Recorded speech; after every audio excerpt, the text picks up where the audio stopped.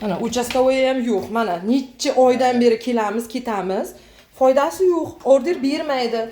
Undan ko'ra shu bolalar ikkita bolani o'ldirib qo'ya qolsin, shida o'ldirib qo'ya qolsin. Javobini o'zi bersin. Endi men shantajlikka o'taman. Sizlar shantajlikni yaxshi ko'rasizlar. Mana endi men shantajlikka o'taman. Men o'zimda qarindoshim bor ekan, ahmoqqa o'xshab yurgan ekanman sizlar oldiringda yalinib.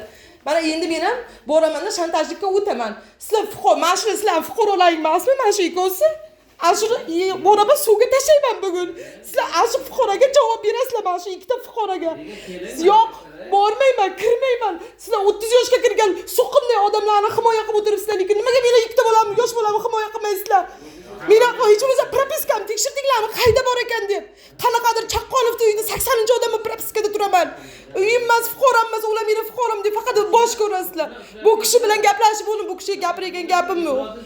E'tirozim yo'q deb yozib berdim. Qassobxona ochmayapman deb allaydi, hamma narsasi tayyor turibdi. Xaldiniga olishga puli bor, hamma narsa olishga puli bor. Meni narsamni yer bilan vayron qilib o'tiribdi, uylarim, joylarimni. Meni pulim ketgan. Men 1,5 million, 2 million oylikka ishlayman. Bu javob beravering, bu kishiga men rozi javob berib o'rganman.